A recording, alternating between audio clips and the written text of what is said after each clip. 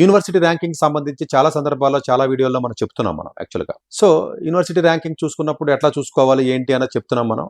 So Forbes ఏదైతే ఉందో అది కూడా one of the prestigious ranking కింద మనం చెప్పుకోవచ్చు.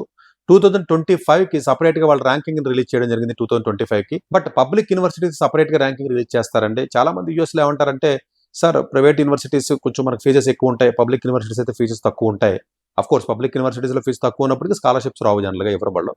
ఈ పబ్లిక్ యూనివర్సిటీస్లో ఏవైతే ఉంటాయో ఆ పబ్లిక్ యూనివర్సిటీ సపరేట్ ర్యాంకింగ్ ఉంటుంది కదా, ఎలాంటి పబ్లిక్ యూనివర్సిటీస్ అయితే బెటర్ మనకి యూఎస్లో జాయిన్ అయితే అని అడుగుతారు. దీనికి రీజన్ ఏంటంటే, చాలా మంది యూఎస్లో ఎవరైతే ఉంటారో వాళ్ళకి అక్కడ ఉద్యోగం చేస్తున్నటువంటి వ్యక్తులు ఎవరైతే ఉంటారో వాళ్ళకి ఇన్స్టేట్ ఫీజు కింద అవుతుందండి. వాళ్ళ ఫుల్ ఫీజు కట్టక్కర్లేదు. అంటే ఫర్ ఎగ్జాంపుల్ మీరు టెక్సాస్లో ఉన్నారు, ఆస్టిన్లో కానీ లేకపోతే వాషింగ్టన్ ఉంది, సియాటిల్లో కానీ, ఇట్లా ఏంటంటే ఆ పర్టికులర్ స్టేట్లో ఎవరైతే ఇప్పుడు నార్త్ కరోలినా, యూఎన్సీ చాపల్ హిల్ కానీ, ఇలాంటి పబ్లిక్ యూనివర్సిటీస్ ఏవైతే ఉంటాయో ఇప్పుడు కాలిఫోర్నియా కానీ, ఇవన్నీ ఏంటంటే ఇన్ హౌస్ ఇన్స్టేట్ కింద ఉంటారు కదండి. వాళ్ళు అక్కడ ఉద్యోగం చేస్తారు కాబట్టి అక్కడే ట్యాక్స్ పే చేస్తారు కాబట్టి ఫెడరల్ ఫండింగ్తో అది నడుస్తాయి కాబట్టి